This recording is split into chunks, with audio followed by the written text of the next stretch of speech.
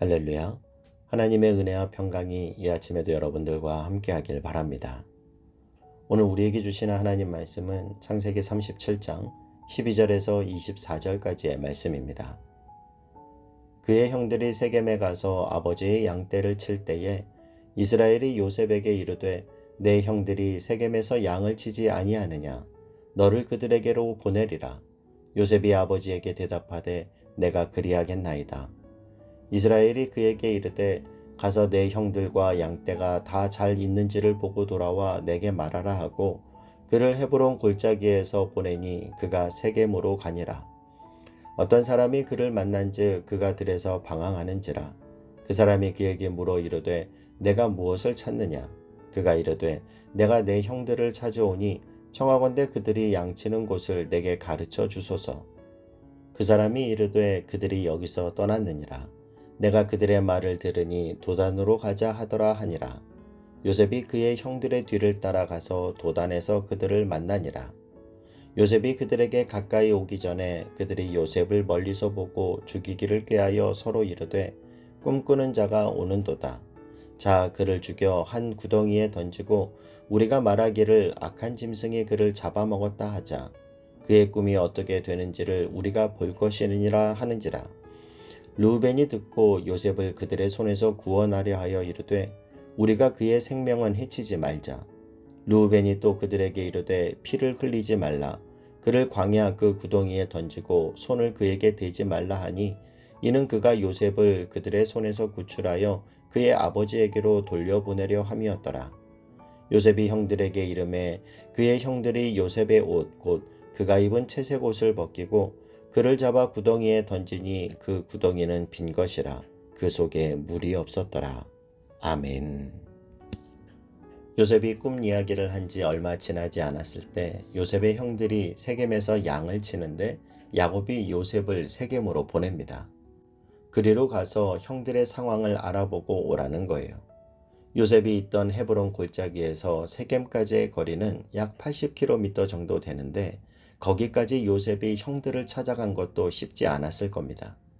그렇게 세겜에 도착한 요셉은 거기서 어떤 사람을 만나 형들이 도단으로 이동했다라는 정보를 얻죠. 세겜에서 도단까지의 거리는 또 20km예요. 그렇게 요셉은 아버지의 말씀에 순종해서 형들을 찾아 100km를 걸어서 찾아갔습니다. 우리가 요셉하면 철없이 꿈 이야기를 형들에게 하고 아버지가 주신 채색 옷을 입고 자랑하며 다녔던 어쩌면 온실 속의 화초와 같은 인물로만 생각할 수 있지만 요셉은 어릴 적부터 이런 순종의 마음을 갖고 있던 사람이었습니다. 우리가 알다시피 요셉은 애굽의 종으로 팔려가서 결국 애굽의 총리가 되지 않습니까? 저는 그것이 단순히 우연히 일어난 일이 아니라 그에게는 아버지의 말씀에 100km를 혼자 걸어가는 순종이 밑바탕에 있었기 때문에 그의 삶에 그러한 일이 가능하지 않았나 생각합니다. 요셉이 처음 세겜까지 간 80km, 거기서 도단까지 또 20km 간 요셉의 순종도 대단하지만요. 거기를 보낸 야곱도 대단한 아버지예요. 여러분 같으면 여러분의 자녀를 혼자서 80km 되는 거리를 심부름 시키시겠습니까? 아니 심부름을 시켜도 요 앞에 마트에 가서 뭐 좀 사와라. 요즘 그 정도 심부름하는 자녀도 우리가 착하다고 얼마나 칭찬을 합니까? 그런데 80km를 심부름 보내는 아버지. 제가 이런 모습을 보면서 요셉의 순종과 더불어 아버지의 깊은 신뢰, 아버지가 아들을 이렇게나 신뢰하고 있구나 생각했습니다. 여러분, 우리는 하나님을 신뢰해야 해요.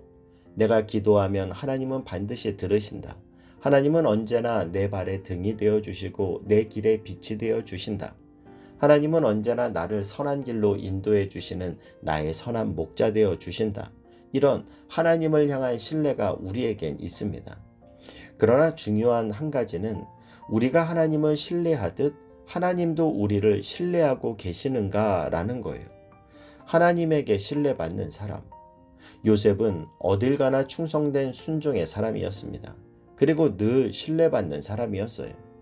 요셉이 보디발의 집에 가서는 보디발의 신뢰를 받고 감옥에 들어가서는 간수장의 신뢰를 받게 되고 결국 애굽 왕 바로의 신뢰를 받아 애굽의 총리가 됩니다. 여러분, 언제나 하나님의 신뢰를 받는 하나님의 사람 되시길 축복합니다. 하나님이 너무 신뢰하셔서 하나님의 모든 것을 맡겨줄 수 있을 만한 사람, 저와 여러분이 될 수 있기를 바랍니다. 형들을 찾아온 요셉을 형들은 죽이기로 모의합니다. 그를 죽이고 악한 짐승이 그를 잡아먹었다고 둘러대자고 말하죠. 그런데 그때 장자 르우벤이 말합니다. 21절, 22절을 보면요. 르우벤이 듣고 요셉을 그들의 손에서 구원하려 하여 이르되 우리가 그의 생명은 해치지 말자. 르우벤이 또 그들에게 이르되 피를 흘리지 말라. 그를 광야 그 구덩이에 던지고 손을 그에게 대지 말라 하니 이는 그가 요셉을 그들의 손에서 구출하여 그의 아버지에게로 돌려보내려 함이었더라. 그 후에 형들은 요셉을 노예 상인에게 팔아버리고 아버지에게는 짐승에게 먹혔다고 거짓말하는 죄를 범합니다. 그런데 형제들의 이러한 악행은 역설적으로 요셉이 애굽의 총리가 되어 이스라엘 족속이 애굽 땅에서 크게 번성하는 결과를 낳게 되죠. 여러분, 우리가 늘 고백하듯 하나님은 우리 삶의 모든 것을 합력하여 선을 이루어 가십니다.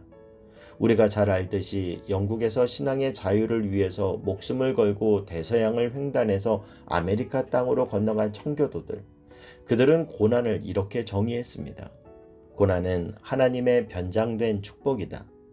얼핏 보기에는 그것이 불행이고 막다른 길처럼 보여도 오히려 하나님의 사람에게는 그 고난으로 인하여 우리에게 축복과 영광이 된다라는 걸 믿는 것, 여러분, 이것이 바로 믿음입니다. 이것은 이론도 아니고 논리가 아닙니다. 너무나 구체적인 삶의 문제입니다.